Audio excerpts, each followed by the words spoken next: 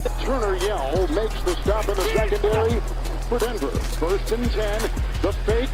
Good block in there, and down it goes. Caught at the 30. Welcome to the Fins tailgate. It's where we elevate. Miami Dolphins talk, yeah, we never hesitate. Breaking news, hot takes, we keep it up to date. And when the fans speak up, the panel resonates. We live that aqua and orange from the field to the mic.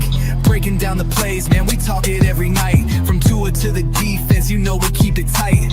NFL moves, you know we got the insight. We open up the floor, yeah, it's your time to shine. Fans drop the heat with opinions realigned.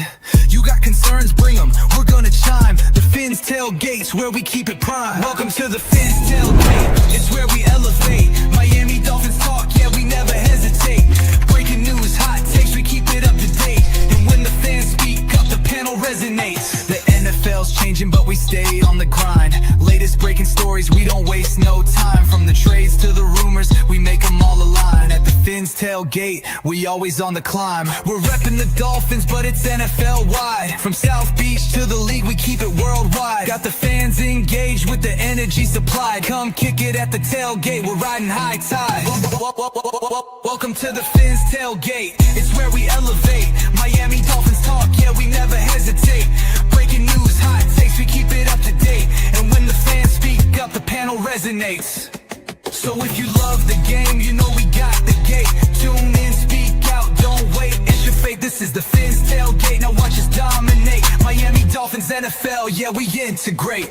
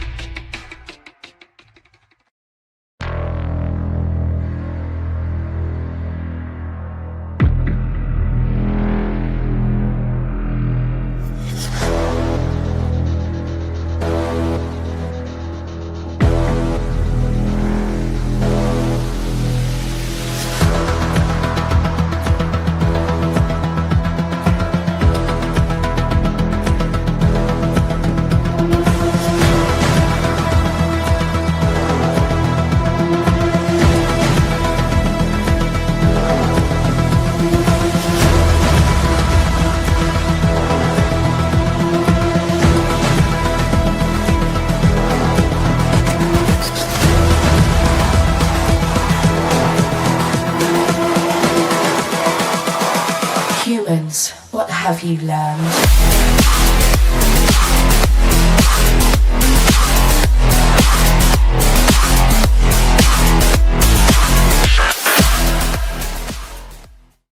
What is happening, Dolphins fans? Welcome to another episode of the Fins Tailgate with your host, El Capitan. Tonight on the tailgate party that never seems to stop. So, this is something I talked about doing with some people at a while back about, trying to feature some of the ladies in the Dolphins community. Look, everybody has a voice. Everyone has thoughts and opinions. And at this point, what looks to be an impending end of an era here in Miami, we're going to need everyone's thoughts and opinions on how to build this back better next time to get it right.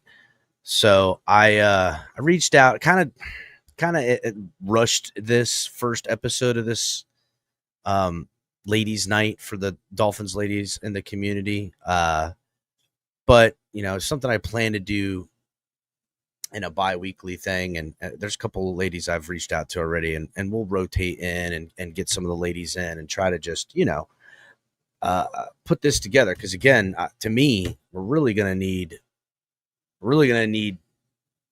everyone's opinion, everyone to look at, because the way in which this team has failed, and just to give a little bit of a point out, how many picks we had in 2020 and 2021, and just what a complete blunder of everything was. I mean, we had 10 picks in 2020, and right now we're down to Austin Jackson and Tua Tagovailoa that year. And I mean, we don't even have the long snapper anymore. Austin Jackson just got put on IR for the next 4 weeks, and Tua Tagovailoa seems to be riding on thin ice, to say the least. So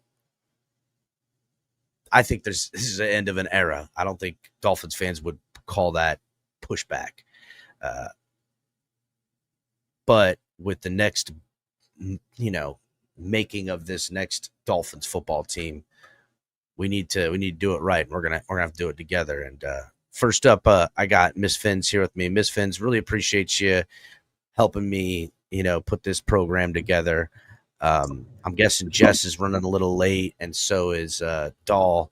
We'll see if they can end up making it here sooner rather than later. And again, next show should be quite the banger as far as getting it together with a little bit of time and a little bit of organization. But we got a game tomorrow, Miss Finns, and you're going to be at the game. I know Ali's going to be at the game. A lot of people are going to be at the game because we still support these Miami Dolphins. But we really, how much slack can we do to support this team if they fail tomorrow, right? If they come in the home opener and lose. It's rough. Mm-hmm. This team really, oh man, roller coaster. That's all I can say with your emotions. Because when we're high, man, we're high. We are in the clouds, but God, our pit is just so. The abyss, the Mariana Trench is not low enough to where the Dolphins take us. It's bad. It's bad. And it seems dark and gloomy. You can tell by the sales. I just saw tickets were like $30.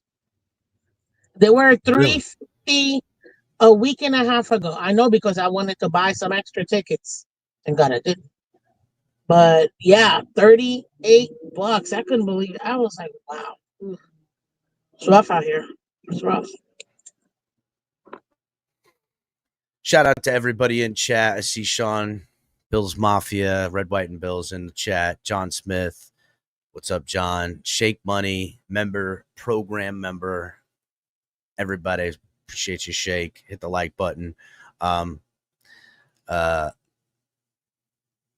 Fit Dog asks, are we playing for the number 1 pick next year? I don't know, Ms. Finns. What do you think of that? Are we in contention for a number 1 pick next year? Is that where this team's trajectory is currently heading? That's so funny because I was thinking about that Friday. When I did my game preview, I told people, look, unless proven otherwise, Patriots are winning this game. We haven't beaten Brable in 6 years. Yes, I know Tua's good with the Patriots, but he's never beaten Brable. And this is Patriots 2.0. So for me, I don't know. I don't think we're going to win this game. But if we do win this game, this is going to be very interesting. Now, I did think maybe are we trying to tank without tanking, but we're tanking, but we're not tanking? Because that would be the greatest gift they can give us. Like, you know what? We're not firing McDaniel. We're going to try. Wink, wink. But in reality, we're 0-9, 0-20, 1-13, come out 2-17 or 2-15, and we have the number 1 overall pick. I'm down for that. I don't ever want to lose. When you're buying tickets, when you're putting in so much money, it's gonna hurt, man. It's gonna hurt. But you know what? If this is their way to not lose another first round pick, you know what I mean? Hey, I'm not gonna be mad at it. But I understand if people are, man. I can't tell fans how to fan, Well, yeah, look, I think, look, even if the Dolphins win Sunday, right, it has to be in the manner in which they win that could really get the fan base back on. They would need to, blow the doors off the Patriots and fire on all cylinders for people to go, oh, maybe we had this Miami Dolphins team pegged wrong. And then at least put up a fight against Buffalo to win or lose, at least just put up a fight and a great showing as a team against Buffalo on a short week, traveling at that, to get this fan base to not, I mean, look, if they lose against the Patriots, then we can pretty much guarantee they're losing against Buffalo. If that's the case, the wheels begin to literally fall off. There's a good chance Mike McDaniel doesn't make it to week 4 as the head coach of this football team. If that happens, they'll have a full mutiny on their hands with players pointing the finger of blame. It'll literally start to the foundation of the Miami Dolphins currently that we see today will begin to crumble. So if they win against the Patriots at home, but do so in what I think is a good showing for the fans, a good showing as far as, we're not what you guys say we are, and we certainly aren't what we've shown in week 1. That's the kind of stuff they would need to have happen, I think, anyhow. Shout out to Adrian in chat in here. Hit the like button. Cap for life in here. Salute. Hit the like button, Cap. Yeah, to save the season, I have to agree with you. To save the season, they have to. They have to come out, and it can't be like a win by a touchdown or even by 3. Definitely not by 3 points or a touchdown. It's gotta be you're winning by 21 points, not to have people think that this is a season lost, because people lost complete faith on the Dolphins. They have to blow out the Patriots. Now, people are still going to have an answer like, well, it's the Patriots, they're rebuilding, blah, blah, blah. That's fine. But we have to put up points more than anything else. And the defense has to actually make massive stops. If we do that, and then come week 3, it's a 33-31 loss. I'm like, I mean, damn, we blew out, we lost to the Bills, but it was by 2 points. At least they went toe-to-toe. Okay, let's see what we can do that, and then you start thinking, okay, this might not be as bad as we think. But if they poop the bed versus the Patriots, they already have the coffin. One side of the coffin lid is closed. They will close that second side of the coffin if we lose to the Patriots. Yeah, definitely. That again, if they beat the Patriots 13-10, no one's gonna feel good about that. If they beat the Patriots 27-10, people are gonna feel a little bit 27-28-10. They beat them by 17, 18 points. They buy themselves a little bit of grace in a short week to the Bills, and then depending on how they're showing. Now, if they go out and show against the Bills and get completely dog walked, remember, it's a Thursday night football. It's prime time. If they get embarrassed on prime time, that always kind of add just a little extra sting for fans and for the owner as far as looking to management and going, all right, something has to happen. Somebody's got to be held accountable for this football team at this point. And what's the first shoe to drop, Miss Fins? Like, there's a couple things, right? We got Mike McDaniel, who's on the hottest seat in the NFL right now as far as coaches go.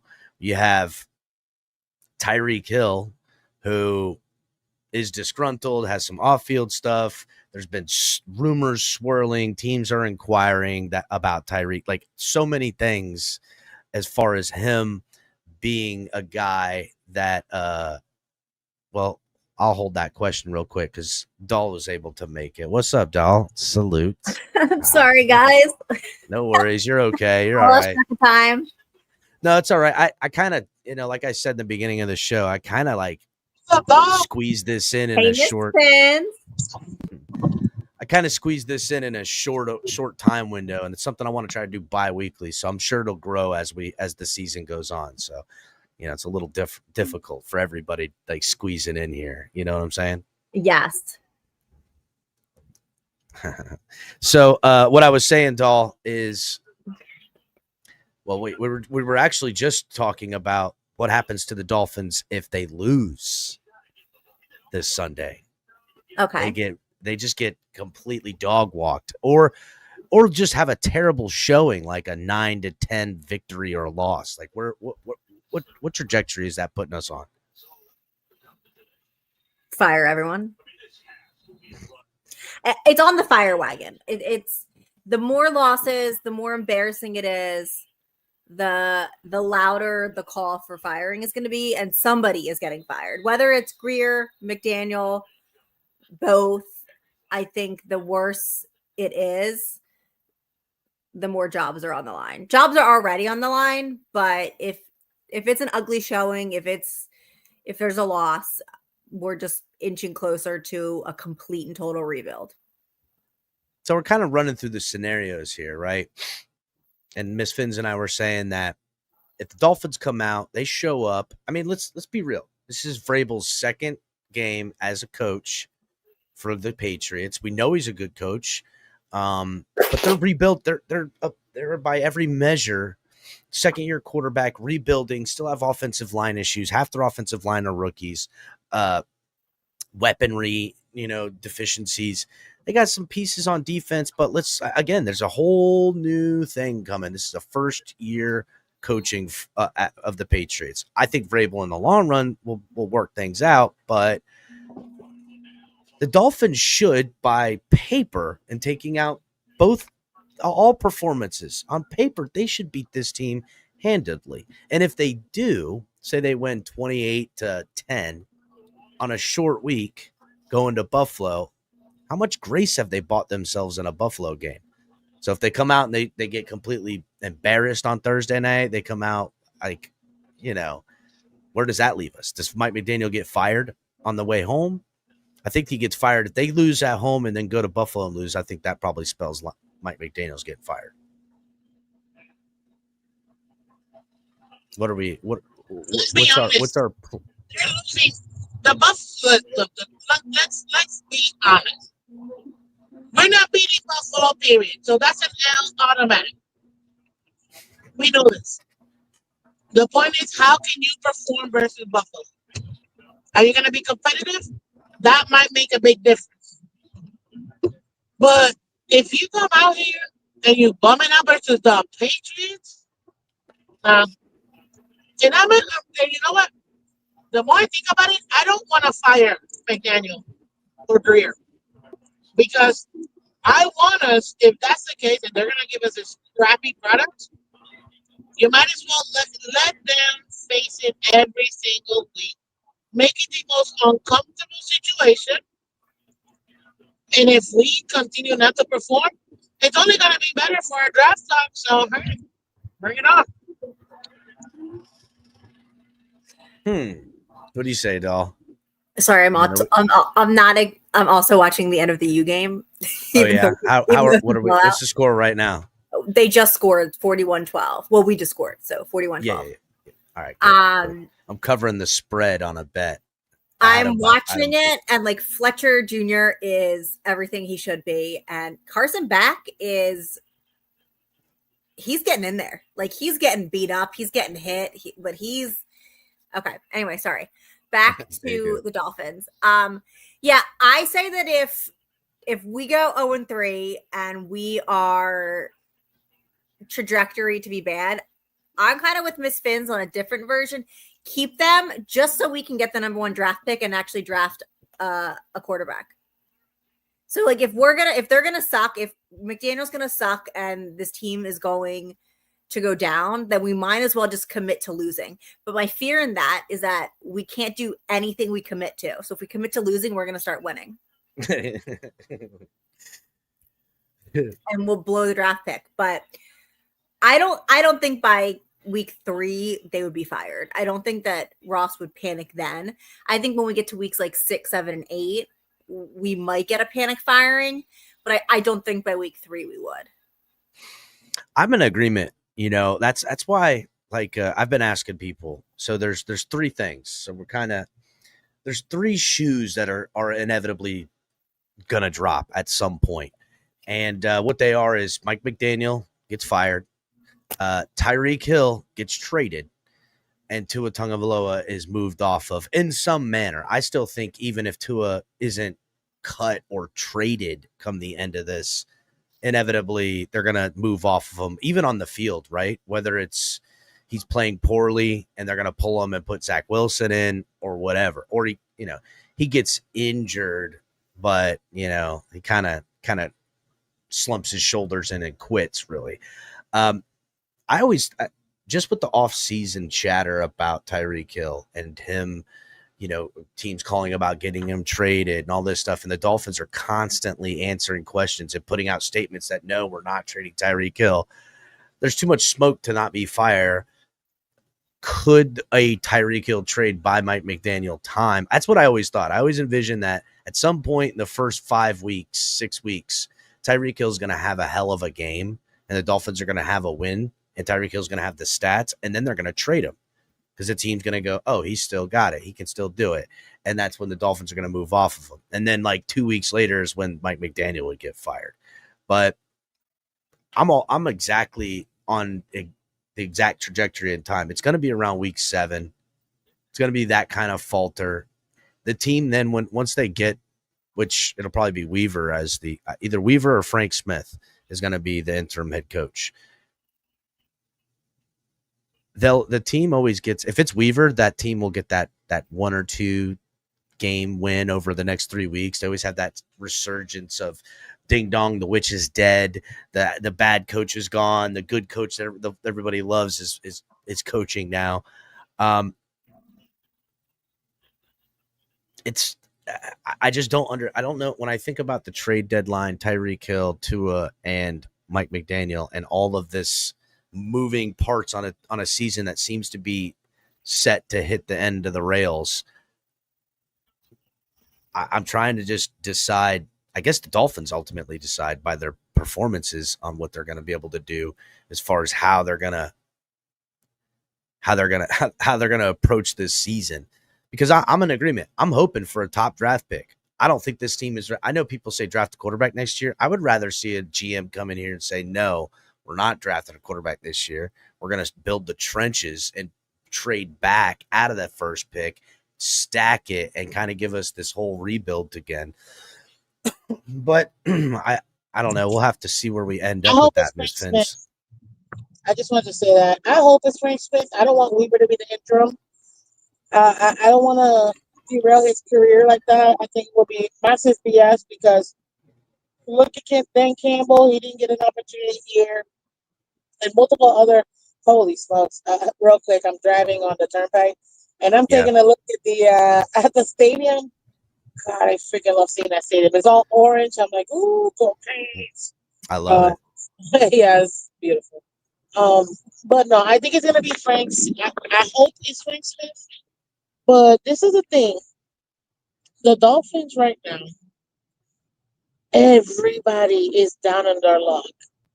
Wouldn't it be so Dolphins for us to rip off and somehow miraculous, and this is La La Land, but work with me here, and win the next 10 games and somehow be at top of the AFC? Like, God, like Dole said earlier, we never commit to nothing. If we're going to tank, we don't. If we're going to do good, we don't. It's like, this is the most inconsistent franchise of all time. We're so mediocre. God. Yeah, we're a bipolar franchise. That's what we are. Yeah. We're a bipolar franchise. It's crazy. But you think McDaniels makes it to Spain? I always thought the Spain game as the one that was the straw that broke the camel's back, and on that long flight home was the one that he was going to get fired at. And I always thought Tyreek Hill was traded before then, like in my conspiratorial measurement of how the Miami Dolphins move. Tyreek's not getting traded till his investigation's over. Well, I thought I heard that they've tabled that. The NFL has tabled that for now. Even if they table it, people are gonna wait like 1 or 2 news cycles for that to go out before they start calling. Tyreek's got to perform on field to remind them he still has it, and that they need to be farther away from that investigation, I think, for other teams to want to take him. So here's the thing, right? I notice every time the news heats up about Tyreek Hill and trade, there's always the bad news that shows up. It's very conveniently timed that a quote then hits the timeline about something the day, like hours after Tyreek Hill rumors come out. And watch, if Tyreek Hill rumors ramp up again this week the Dolphins have a poor showing, or if Tyreek Hill has an incredible showing, it'll be funny to watch them take them down a peg. Real quick, we got Jess in the back. Jess pulling up. What's up, Jess? Thanks for making it. What a What's up, beautiful panel Jess? this is. So you- Yes, You're pretty cute. panel it is. Girl. Yes. Hello, ladies. Hello, Kat. Hey, hello. Thank you for making it. Again, yes. All right. So, Jess, let's get a little bit, a couple of your opinions on this, Jess, because Shoot. we've been talking about this Dolphins team, and it's in shambles. It's I think everybody feels the pressure of impending doom with Miami, and we're wondering, how's this playing out? Now the Dolphins are going to dictate how it plays out by how they perform and if they win and things of that nature. But who goes first? Tyreek Hill getting traded? Mike McDaniel getting fired? If he gets fired, who are we interim head coaching? Is it Weaver? Is it Frank Smith? Is it some unnamed guy? Go ahead, Jess. Blow it up. Blow it all up. Just let it go at this point. But I don't think Reek is going anywhere anytime soon. There's too much outside drama that they're going to be looking at every angle. And it doesn't matter at this point what the NFL does, what the Dolphins do, what Tyreek says. There's so many open eyes as to what's happening right now. I don't see him moving. I still don't think it's going to happen, but I would bank on McDaniel going first. I wouldn't be opposed to seeing Weaver as an interim. Not exactly probably my pick. I haven't thought about it enough to have a pick, but Weaver would be perfectly fine with me because I do like him. He doesn't seem as soft as the rest of the team. No, he doesn't, does he? He has a physically demanding presence when you see the guy. He seems like he's kind of one of those big, gentle giant kind of guys. They're actually kind of soft-spoken because they know they're huge and they don't want everyone to feel uncomfortable. So they're always he is just like that and anywhere. But that's how those guys are. Go ahead, Miss Fins. Yeah, I was just saying. Sorry, I don't know if I'm cutting in and out, but he is actually like that. I got to interview him not this off season, the last off season, and he was amazing and huge, but very, like you can tell, like he's got control over his side of the ball. So hopefully this defense. I think that's probably what hurt me the most is how the defense really didn't play well, and I love defense, and it was just bad. So yeah, I got to be honest. That is a part that kind of shocked, I think, everybody. We heard about this front seven all off season. We knew the secondary was going to be terrible. We just knew it. There's 2 minutes turnover in an off season at that position for anything to happen. But that front seven didn't show up at all. There wasn't pressure. They weren't getting that type of action. They were attacking the linebackers in coverage. That was the most disappointing part about all that. I think that Tua having probably his shittiest game ever. Because it's funny because all the things I was telling people about Tua that are his shortcomings, right?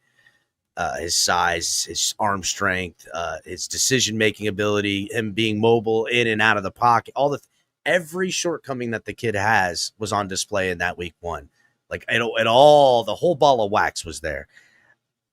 Where do the Dolphins go from Tua? No matter how this season phases out, right? If they've got 7-8 wins, if they've got 2-3 wins, where do we move from Tua from here, Doll? Where do we move? Well, what's Tua's future? Like, because you got to remember, we owe this kid like $50 million next year, and we're going to be on the books. Talking about trading him is going to be a little difficult. Either trading him or letting him sit back and be our backup to some young rookie that we're going to draft in the first round, because he's not our franchise quarterback. I don't care what anyone says. He's too inconsistent to be a franchise quarterback.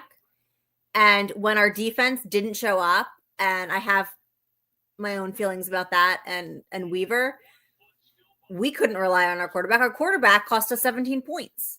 And then he wanted to come out in press conferences and have an attitude and act as if he didn't fuck up.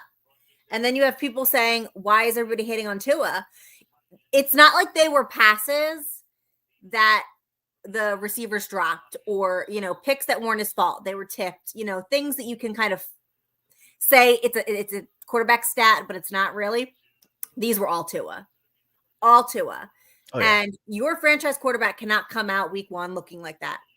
That was probably the worst quarterback play I have seen in the National Football League in a very long time. I'm watching the U right now, and Carson Beck looks more poised and prepared in a collegiate game than I think Tua looked in an NFL game in his 6th year.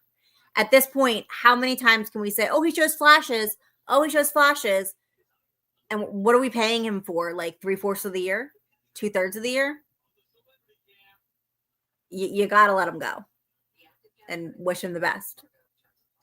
Jess, Tua's going to carry $50 million next year. Dolphins going to eat $50 million in cap, according to Doll, which, got to be honest, that's why I say don't draft a quarterback that year. Best to rebuild your roster from the trenches when you're probably going to cut a guy for $50 million. Do the Dolphins retain Tua? Do they maybe do one of those things where, the team is tanking again under a new coach? Tua's going to hang around. He's going to train this next guy up. We see they kind of let these college kids cook, bake in the oven for a year. Let Tua take the beating. You know what I'm saying? Is that anything the Dolphins would be interested in heading forward? Would they do that? Yes, because I have no brain. But why would allowing Tua to train anybody sounds like an absolute dog shit of a decision? Because for what? Train to do what?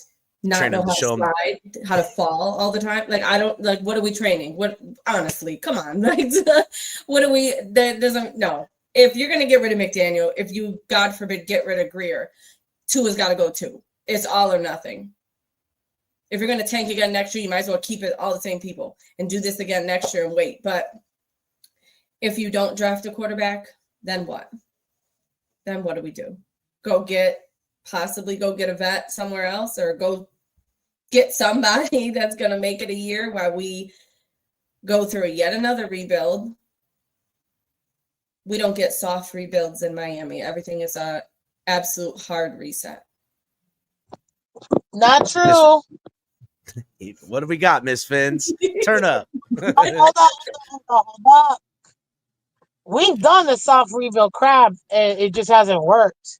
And you can tell because it's what? Every 3 years we get a new head coach, no quarterback, new this, new that garbage. The only time where we've actually done a full, proper rebuild was with Flores.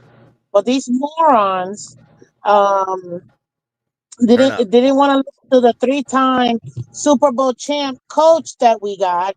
They felt they knew how to do it. That's why we're gonna get this guy that has experience, but we're gonna tell him what to do because we're that dumb. It makes no sense. And we should have known. No, hold up, boss. I freaking knew, which is why I had to take the day off. When that Monday morning, I will never forget, at 9:00 in the morning, when they said the entire football world was like, what the hell just happened in Miami? Why is Flores out? And I knew this is over. I don't care who they bring. I don't care who. I knew it right then and there.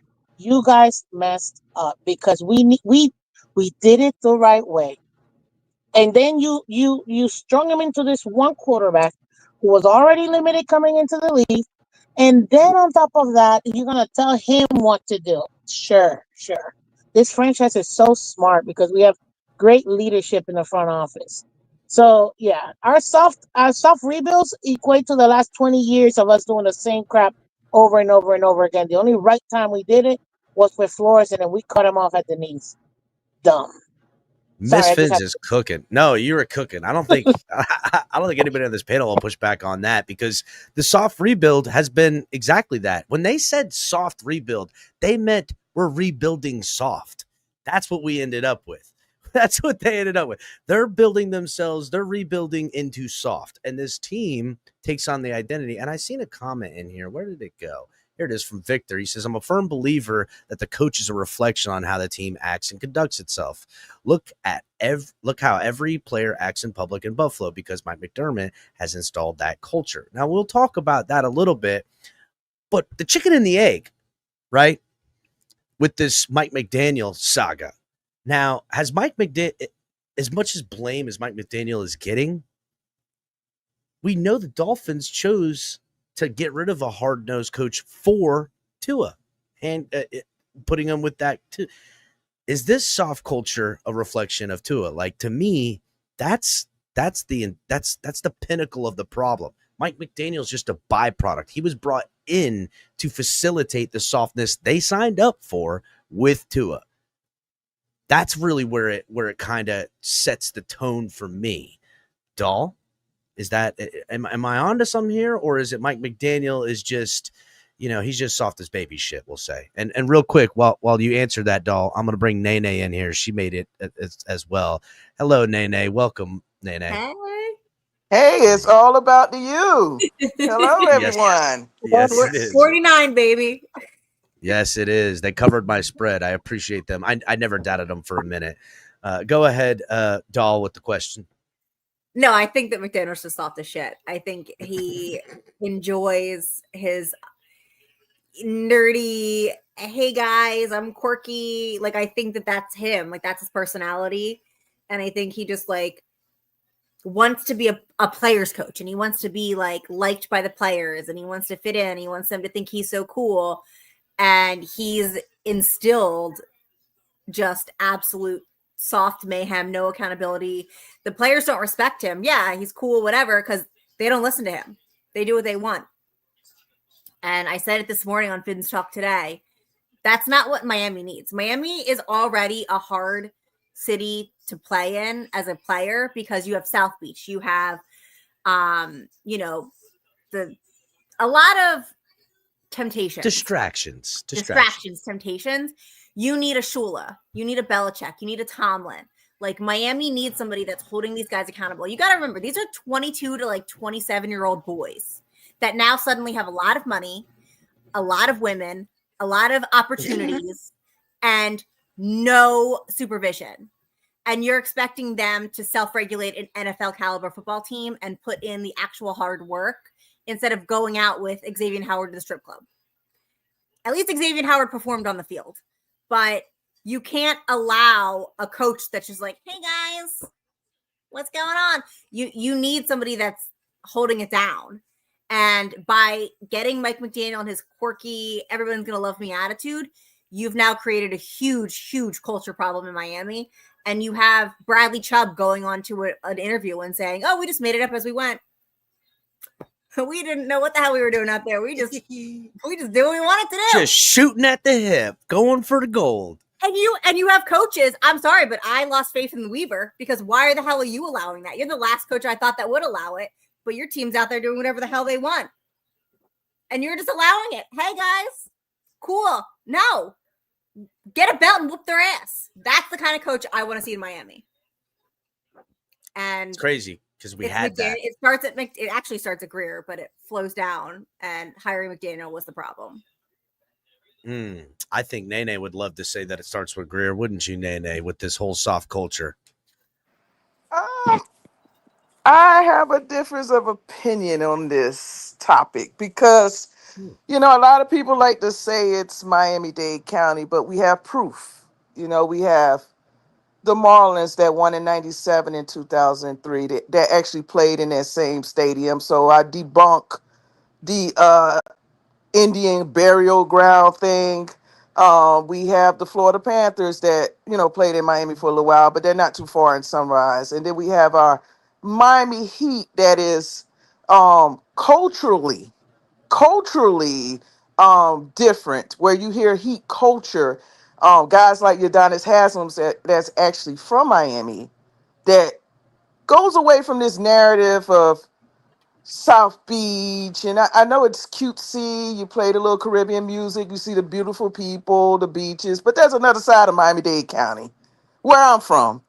Liberty City, that grit, where you have players that come from the area that do not implement nothing that the Miami Dolphins state. This starts with Boss Ross. I've been saying it from day one, and I know people got happy because he put a roof over y'all head, he put a little merry-go-round, there's orange parking, but Boss Ross is the common denominator. And I feel bad for Mike McDaniel from this Preach. perspective. I feel bad for Mike McDaniel for this perspective. Because 90% of the people that don't like the nerdy clothes and the quirkiness and all of that, they loved him when we were winning. They absolutely loved him. And I said this when we were winning. I said this on CB83 show when they were just marketing him as this breath of fresh air. Everybody loves him. We didn't need the rough drill sergeant, and the community bought it. If we're going to be honest with ourselves, the community bought it because we were winning. The problem is Not Ross, today. even if you have Tomlin that comes here, even if you have these people, are they going to be allowed to do their jobs from the right perspective? Because look at Vic Fangio. We had him here, right? And what was he told not to do? How many times have we seen, and I don't like Greer, but how many coaches have now gone over Christopher Aloysius Greer's head? There's a bigger component and a Mm, bigger problem, and we now have not only an obituary of QBs, we're now having an obituary of quarterbacks. damn. We're having an obituary of coaches. Mm, It's everybody but the main problem. I learned this before. When you put people in leadership, you have to empower them to do their jobs. I say that again for the people in the back that don't know me. When you let people be in charge, let them be. If you got someone like Garfinkel and Brandon Shore and all of these non-football people hands in the pot, and then we have proof. You had the drill sergeant Flores. Now you got the substitute teacher with Mike McDaniel, and you have the same result. So it can't be them because those are two different personalities, two different work ethics, and your results are the same. There's a mm, bigger problem at other echelons. And I think for a fact, no real coach is going to want to come here because of that. If I got to go in there and you tell me you can't talk to the players like that, I have an open door policy that they could just come in my office and say whatever. Any coach that come here is going to be set up for failure. So I think it's a bigger problem. And unfortunately, we can't make Ross sell the team. But I think for a lot of people, it's easy to go after the working bees instead of the bosses. I'm a boss, oof. so I will always go after a boss. I'm not going after the low hanging fruit. Mike McDaniel is not your problem. Flores wasn't your problem. Look at Stephen Ross and how he's coordinated this. He brings in people that are first time head coaches, no experience. They're specialists in their area. Mike McDaniel was an offensive guru. Flores was a defensive coordinator. Now, how many head coaches you think are going to come in here and be micromanaged to be soft? Look at even the Oof. players. I'm gonna be example. I know people like to blame players. We Every year we find villains to blame as the problems in the locker room. Look at Ramsey. Look what he's doing with the Pittsburgh Steelers. Jonnu Smith was begging for money, right? Look what he's doing. The year before that, what was the brother that now plays for Pittsburgh? He was a problem. Like at some point, Dolphins fans, wake up. It is bigger than the players. It is bigger than the coaches. You have a white collar, no disrespect to the word white collar, No, it's front the truth. office that wants to cut corners. They don't want gritty players. They don't want coaches that are going to challenge them and say that they're wrong. You can't win this way. Look at what Brian Flores went through. Look at what happened with Vic Fangio. Do y'all remember when he found out that there was players on his team that he didn't even know?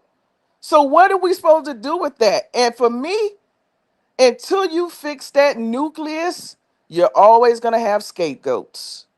And it's going to be so easy because we have a nasty work media. Yeah, I'm going to say it since y'all got me here and I'm supposed to be preparing for church. You got a nasty work media. You The can the the repent big tomorrow, Nene. the Big O's, the Omar Kellys, the Joe Shads, they put out these hit pieces. How many times people have come in this organization and they always got to get slandered?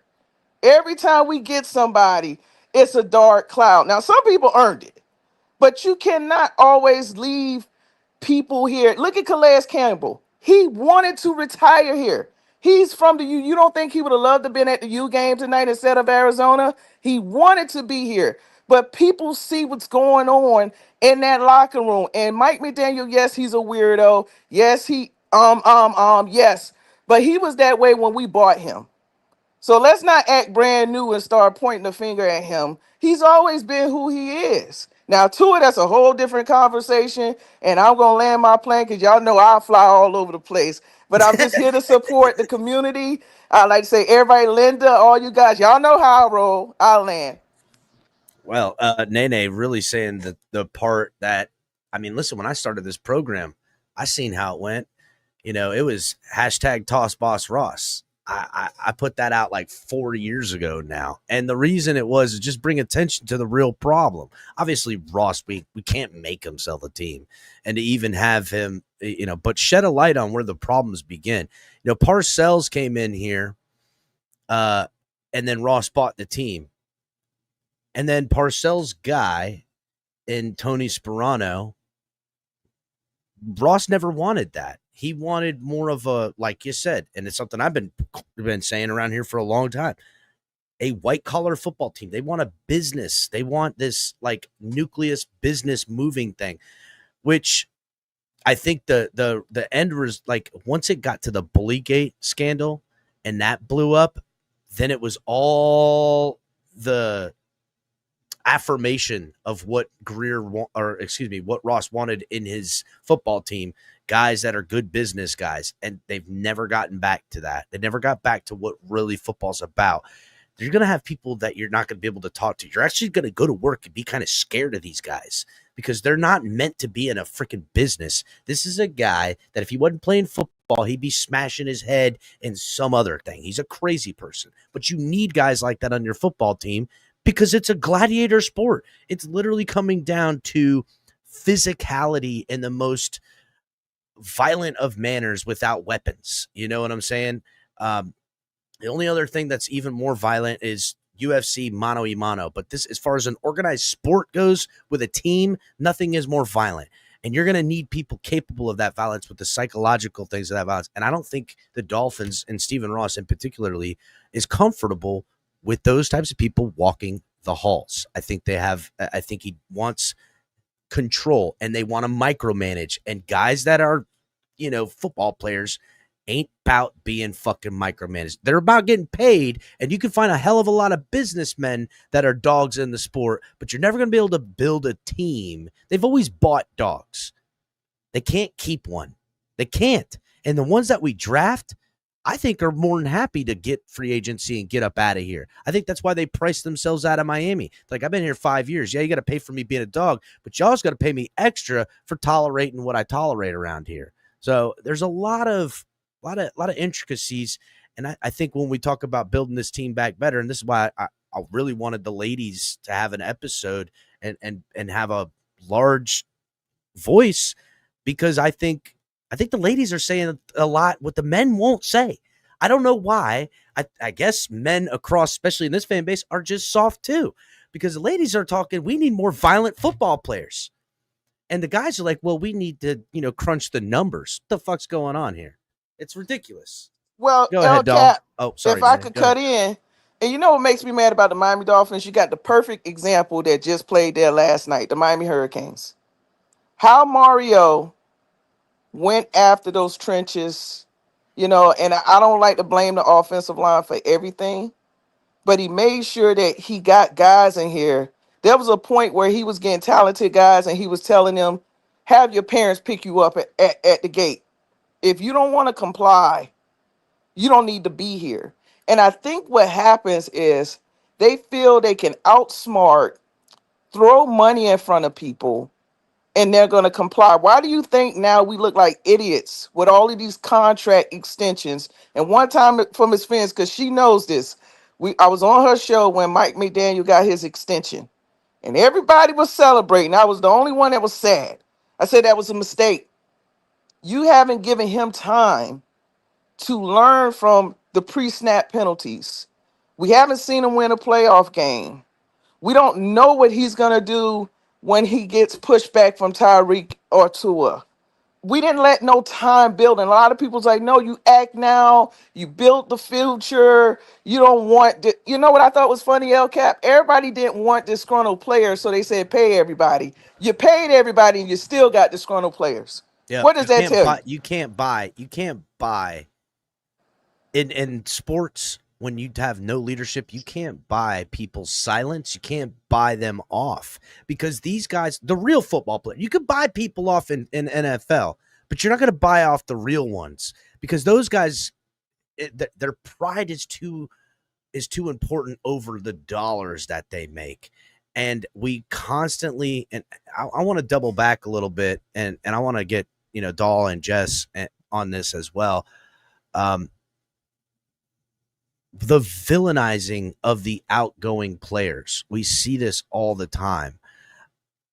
It seems like, or whomever with Fangio, and then what ends up happening? He goes and wins a Super Bowl as the DC the next year, and it's always tied around the softness. Jess, is this team literally villainizing the guys who are football players while applauding the guys who are good football businessmen? Yes. Simple terms, yes. So if I'm not mistaken here, I haven't really overly watched it. It was like a one-time thing. If I'm not mistaken, there was something that was said the other day that somehow like McDaniel like kind of threw Zach Seiler under the bus, right? So for most of us at this point, we were all like, pay him. Because he was one of the guys that we really wanted to keep. We didn't want to let him go. We didn't want to underpay him, whatever. In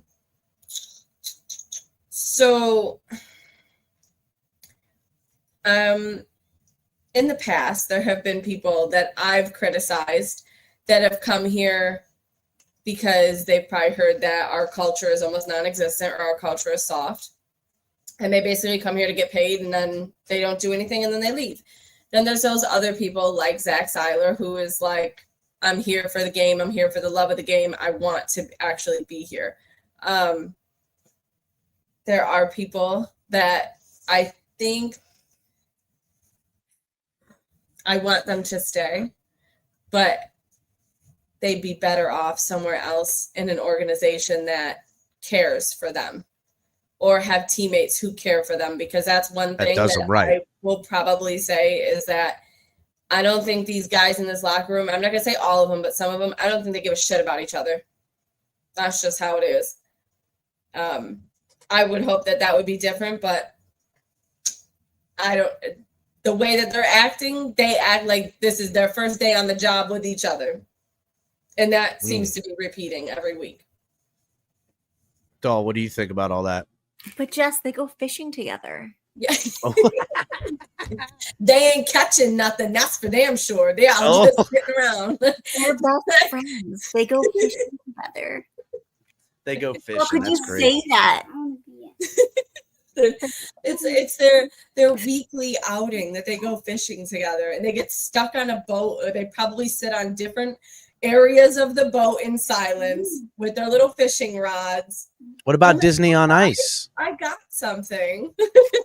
Listen. What about Disney on Ice, though? They do that.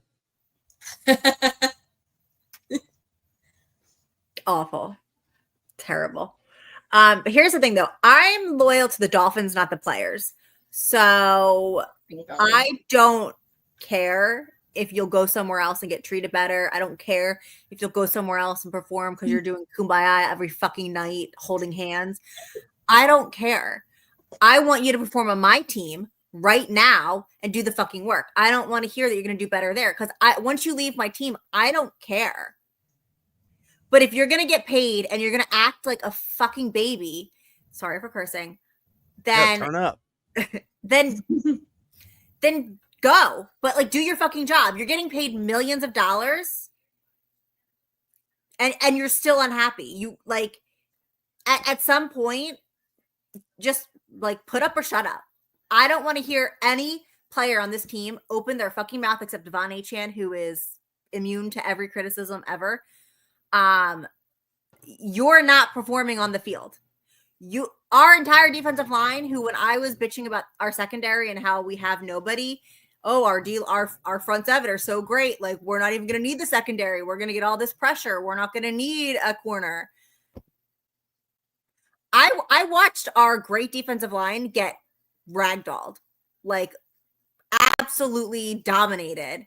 And then I watched Chop Robinson go down and then get pancaked, literally pancaked while he was on the ground. And if they don't look at that film and feel embarrassed and say, that is not how I want as a grown-ass man in the National Football League to be seen, then they need to come out, because they absolutely play like they don't care. And yeah, I want those kind of players off my team, but I don't wish them well. Miss Finns, are the Dolphins players just feeling sorry for themselves I mean, that's what I'm picking up, doll. That like, it's like I'm looking on film and there's not a yell at, there's not a criticism. It's not like, where's your cojones? They're acting like spoiled, entitled children. Well, they're just like my children, after I give them Robux, are then still unhappy that they don't have more. Yeah, they need more Robux. Listen, the Robux phase. God, I'm so glad I'm on the other side of that, ladies. The biggest con and scam of all parentum is the Robux. As someone who spent $30 on Robux this morning, I'm tired of the game, the looking. I don't want to know shit about Roblox or anything. Oh my God, dude. I spent 10 today myself. And then he's mad at me because he spent the $10 on his avatar skin. Yeah. And not the game thing that he wanted. So now he wants 20 more for the game thing. And I was like, I'd be a millionaire if I invented it. But anyway, that's how the Dolphin players are acting. They're acting as if they asked Ross for Robux. He gave them the $10. Then they played the game and they decided they want more Robux. And that's how it feels to me. But no, I absolutely hate Robux, V-Bucks, and something now that involves 2K that I don't know. I know this question was to Miss Finns, but before she says it, I'm on a Robux rant. I'm so sorry. It's cool. I listen. I'm glad I'm on the other side. Mine have kind of grown out of the Robux thing. Answers this question to say that they should feel bad, or to say that they're feeling bad for themselves. Oh, we lost Miss Finns. None of them should feel bad for themselves. Get the fuck up. Honestly, where's your masculinity at, right? Like, what's going on? Like, this is it's the most masculine of all sports. Like, where's the fucking grown man strength at? Where's like your fucking grit, one boys? Place I want my men to be toxic in their masculinity, it is on a football field. That's it. Like, bully somebody. Like, beat, like, I want, and I said this morning, and I want a line of Richie Incognitos. Give me all the Richie Incognitos. I want my line to just absolutely be the most furious, toxic, stereotypical man you can find. That's just like gross too. You want them gross. You kind of want them like kind of gross guys. Just like. The burping, farting, kind of nasty. And I mean, listen, it's gross as fuck. I don't like when dudes are like, but that's how those big, gigantic, freaking 300-pound plus guys are. They're mean. They're poking you in the eye at the bottom of the pile. They're pinching you. They're freaking. I want them to intimidate. Like, I want to play dirty. I want all of it. I mean, don't be clean dirty. I'd say clean dirty. Like, don't get a bunch of flags. Don't be Julian Hill out there. But that's just being a terrible football player. Julian Hill ain't playing dirty. Yeah. He just don't know how to fucking wait for the ball to be snapped. I don't know. I just like my football team to just be aggressive. And I feel like that this team lacks accountability and actual, like, on the field physicality and aggression. And they don't play a part. They play like a bunch of random guys that, like, just, are out there. Like, I'm here. They're a bunch of oh my God, Marshawn Lynch's that are like, we're just here so we don't get fined. That's how they played against the Colts. They were just there so they didn't get fined. Miss Fins, are these guys, I'll pose the question again, are these guys going back, looking at their film, and just kind of making excuses, kind of feeling sorry for themselves, kind of just, I don't want to say hanging their head low, because that's not necessarily what it is, but just, it's okay, big boy. It's, we'll get him next time. Is that what's happening, Miss Fins?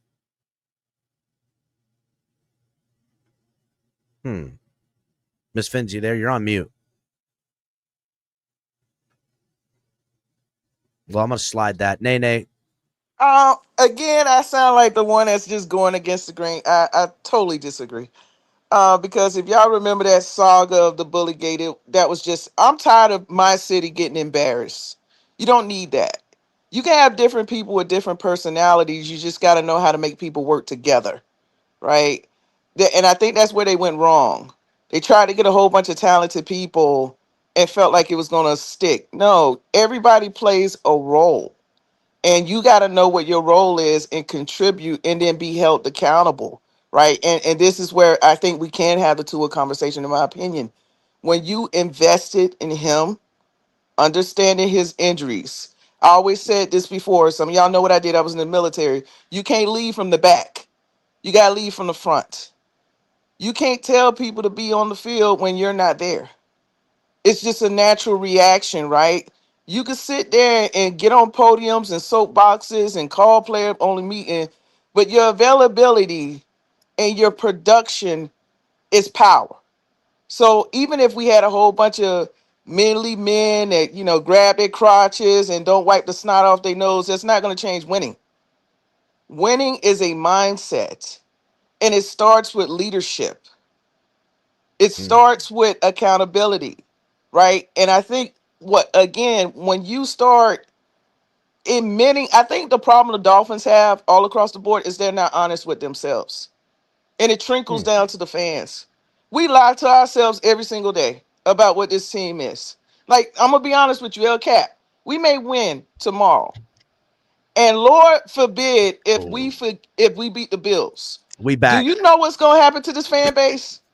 Yes, we're back. We're selling in. We don't care.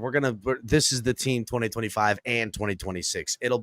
If they go rattle off a couple of wins with a Buffalo win, and we turn around and the back. team's 4-1, they've already bought 2026. Right. And as see, grace. this is where I agree with crypto.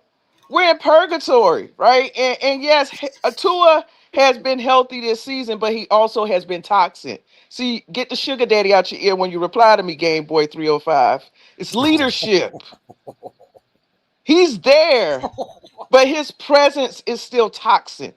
You don't think when he stood in front of that podium and he said something about who's gonna show up on Tuesday that they didn't feel a certain kind of way?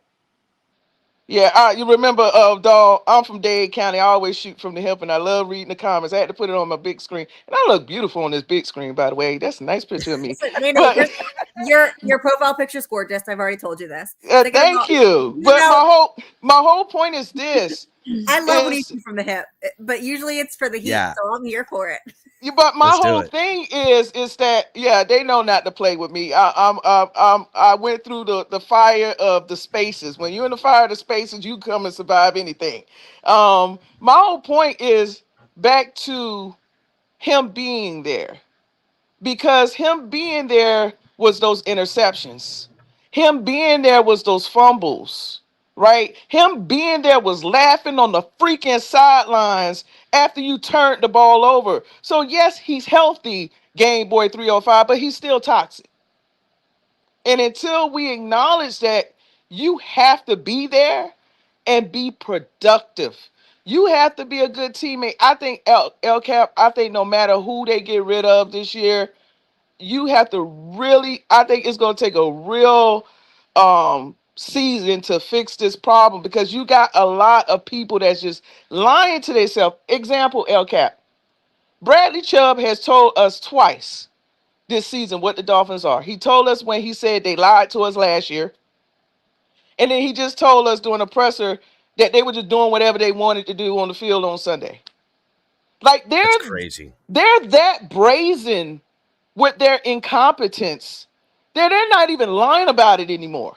That's He crazy. literally told us that we went ahead and just, yeah, the coaches did a game plan. And one time for Lou and Tony, when they always talk about the coaches are doing their job, and I don't do the all 22, I don't break down film. I'm a full college student. I ain't got time to be looking at that. But what I will say, they're not lying, that the coaches don't go out there and catch passes. They don't throw passes. They don't tackle people. I always agree with that. And for a player to sit there who didn't play last year to say we just went out there and did whatever, that's also a problem. So for the Tua fans, I'm also getting on Bradley Chubb because I was nauseated hearing that from Bradley Chubb, that they decided to go out there even though the coaches came with a game plan and did what they want to do, and they embarrassed us on TV. I know about y'all, but everybody knows I'm a Dolphin fan here in North Carolina.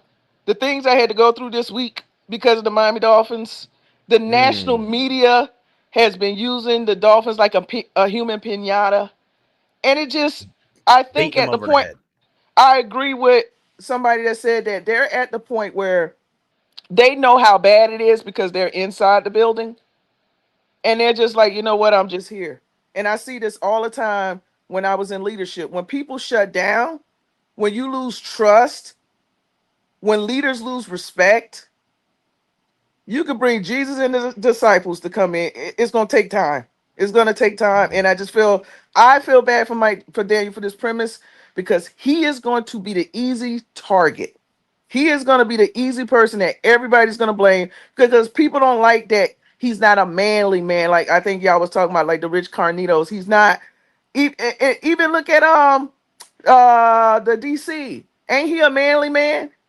But his unit looked like trash out there on Sunday too. So it's not that they cannot work together as a cohesive unit because they're not being honest. Cap. They Well, are they don't have lying to leadership. We've talked themselves. about this. It's about leadership. And with no leadership, there's leadership means someone's holding people accountable. And I think when we talk about these certain type of players, guys that we want on our football team, those are the dudes in the locker room that hold people accountable.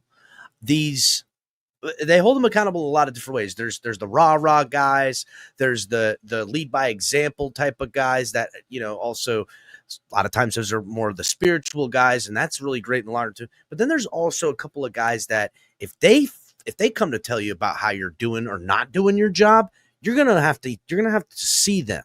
Come practice when they're gonna put it on you. And it's called self-regulation. If someone's trying out and being on this football team and they're slacking off or they're just not physically capable of doing it, it doesn't help the team to not weed out the weak. And I hate to say that because at all levels, I want kids to play ball, but at some point, for those that are giving it their all and doing everything for the team, and you're just giving them minimal effort, you're holding us back. That is disrespecting everybody. And that comes down to just human interaction. This doesn't have nothing to do with being a man or a woman or anything like that. It comes down to I'm killing myself and you're not giving effort. And you're holding the rest of us back that are killing ourselves. And there has to be able to be an honest conversation. And in a game like football, it has to rotate around physicality. You have to say, listen, bitch, you're fucking this team up. And I ain't going to let it happen no more. You're going to be a bitch on this field. I'm going to throw you up out of here. I got to hear. And then now there's also those same guys that, they're the smaller dude. They're the try hard guy, but they're giving it their all. Those guys lead the team by their example. They're, not as fast, not as whatever, but they're killing themselves for this team. That inspires people from that spectrum as well. But when you're talking about guys that are feeling sorry for themselves, you talk about guys that are hanging their head low. We talk about a team that commiserates their failures amongst each other. That's a real freaking problem. That is, to me, I mean, dude, you got to sage that shit out. You need to paint the walls different. You're going to have to burn this bitch to the freaking core. That is a bad way to have a football franchise. where you're talking about just looking at film and feeling sorry for themselves and hanging their head. Quitters. It's more than just quitters. It's God, dude. It drives me nuts. Doll, I see you. It looks like you're chomping at the bit to really try to push this. I don't know. I thought I saw you like, oh, I'm gonna kill this thing. How do we Listen, set the state? Let's go ahead. It's 10 p.m. I don't know how much energy you think I have in me. That's just my bitch face. That's just my resting face. Oh, resting bitch face. Gotcha. All right, cool. All right, so let's round this out then. Predictions tomorrow. We'll start with you, Doll. What happens to these Miami Dolphins tomorrow? That's to be seen.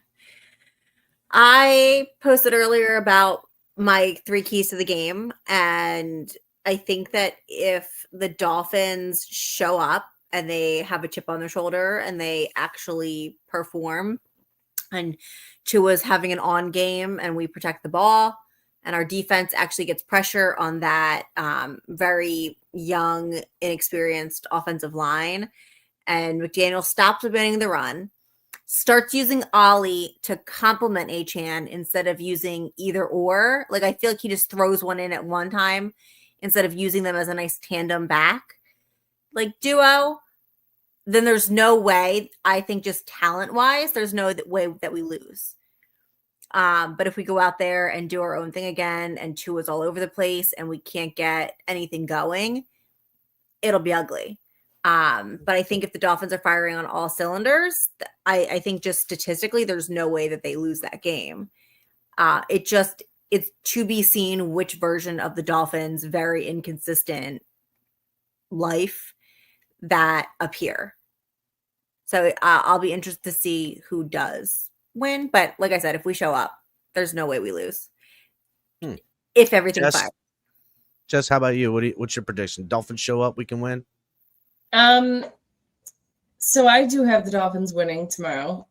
For those of you who were on the Blitz pickup yesterday, I also said that I picked them to win. After last week, I did pick Indy to win. So I am flipping sides. I think it's going to be close. It's not going to be a blowout on Miami's side. I'm not expecting them to run with this. It's going to be 17-0 at half. No. I'm expecting this to be a close game, low-scoring game through and through. I think they're going to struggle. And I think that struggle is coming from that mindset that they're just not in it together. Ms. Finns, are you there? You got a prediction for tomorrow? Because I know you're going to be at the game. I don't know if Ms. Finns is connected. I know she's having some connection issues. She was coming to us live via the turnpike. So we'll go to Nene first. Nene, what's your prediction for tomorrow?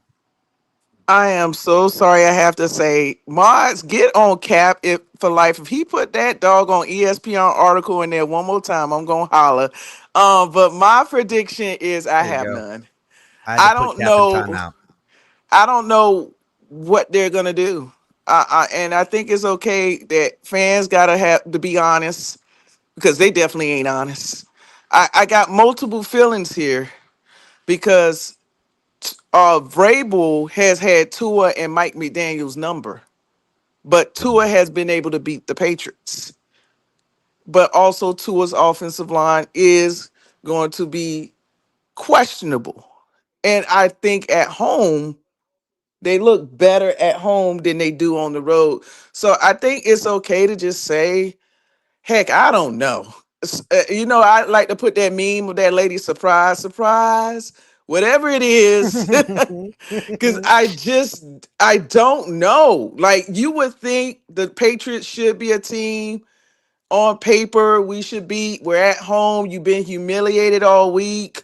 But sometimes they play down to their competition. And I just think if they get punched in the mouth, that's one of their biggest problems. When they get punched in the mouth, they don't punch back. So I'm not sure, and I just don't want nobody else to get injured. Despite how I may feel about certain things, I'm sick of the injuries. as well. So that's my prediction. I don't know, El Cap. Just I don't know. we'll pray about it. Yeah, we'll pray about it, and we'll cross that bridge tomorrow. I see. Miss Finns, your predictions for tomorrow? Listen, I barely got any signal, so let me get this off real quick. If things go well and what we should do, 27-13 Dolphins, but what I think is gonna happen, we're probably gonna lose 23-21 to the Patriots. We have no business losing to them, but just like I picked the Colts to win last week, uh, they have shown me no reason why I think that the Dolphins are going to actually win. It might seem a little dark and gloomy, but it's on them. It was a horrible performance. They didn't show up. Tua was lethargic. It looked like it was worse than preseason. I'm just so disappointed in this team, and I expect better because we put our hard-earned money as fans. It matters what this team does because we fund this team. We are shareholders. I don't care what anybody says. What you say doesn't matter. Yes, it does because we fund this team. If nobody shows up, nobody might buy merch. There is no team. So, yeah, I have high expectations. We're not a playoff team. We're the Super Bowl. And honestly, at this point, you're going to have to prove me wrong. So I hope we win. If we do 27-13, but more than likely, somehow, again, it's Vrabel. And I keep reminding people, it's Vrabel. We haven't beaten Vrabel in 6 years. Let's see. Hopefully, we can do it this time. But we'll see. So I got it. Dolphins win. It's good 27-13, but more than likely, it'll be 23-21 Patriots. Well, shout out to Greg Sebring. He says 23-14. That Miami will beat them. That's his prediction in chat. Appreciate you, Greg. Listen, ladies, I really appreciate y'all at short notice help making this happen. This is something we're gonna have an episode 2. I'll do it in a bi-weekly manner. I really appreciate you guys coming through. Everyone, make sure to follow Doll at Doll_fan. You can also see her at the Finns Talk Network, doing some stuff over there. You got the Doll's Diaries and stuff going back on, Doll, so that'll be great. Guys, make sure to follow Jess at the Blitz Pickup. You can always catch her over there with Tony and Lou. She brings some respectability to the channel by being there. We appreciate that. You know, it's an unwatchable program unless Jess is on. Just trolling the boys, dude. Just trolling the boys. Also, Miss Finns, I have make to sure you stick guys. up to them and I might get in trouble if I don't. You make the show, Jess. Don't let these boys lie to you. You make the show, girl. Yeah, don't let them lie. And then shout out to Miss Finns. Make sure you guys are checking out Miss Finns' channel, host a Miss Finns show. Make sure you guys are checking her out as well. And Nene, who, Nene, I don't know if you guys, Nene probably don't want me putting her name. Nene, do you want people to follow you on X? Absolutely not. Okay. And I don't want you to come to Carolina neither. It's an inside joke. Listen, all y'all stay out of these girls' DMs, okay? Don't let Capitan make y'all think that, we can just reach out to him via X. Don't do that. Y'all be respectful. I will to the say ladies. though, it's an inside joke. Those who know I am sick of people trying to come to Carolina to cause trouble in my Christian North Carolina state. Debate. I asked you to come one time, Nene, and you're putting me on blast. No, it's the boys. The boys. Those who know. Those boys are. They got some plans to come to my church and act the fool. I don't want them there. No. Seriously, you can follow me. Just know I'm very big on social justice and the community and things of that nature. So if you follow me for that reason. Don't follow me for no other reason. Well, I appreciate all you ladies again. And in 2 more weeks, we'll do it. We'll work it out again on the show. We got a couple more of the ladies in the community that are gonna probably be able to make it next time, and we'll reconvene, ladies, in 2 weeks because who knows? Maybe we beat Buffalo next time, or we'll be playing Buffalo. We'll have beaten. You know what? I don't know where my brain's at with what exactly where we'll be. With you, Cap. What's that, Miss Finns? With you. We're beating the Bills. Let's go, Dolphins. We're beating everybody. Let's go. I appreciate everyone coming by. I am so tired. If this fan base can stop saying nice things about the Bills, I'd really appreciate it. I am so tired of seeing people say, "Oh, we got to respect the Bills. Oh, good the Bills." Fuck Josh Allen and fuck the Bill. I'm about it. Fuck him. I'm about it. I'm done. I don't. Yeah. Again, they've had our number, but that don't mean I gotta be like the Miami Dolphins and go, "Thank you for beating me." Fuck out of here. I ain't down with that. I ain't down with it. You know, and let's call it what it is. Josh Allen's eyes are too fucking close together. Something's wrong with that boy. Fuck out of here. All right. Appreciate y'all. Yeah, Salute everybody. So I got Thank you, ladies, again for coming, and we'll see y'all next time. Fins up.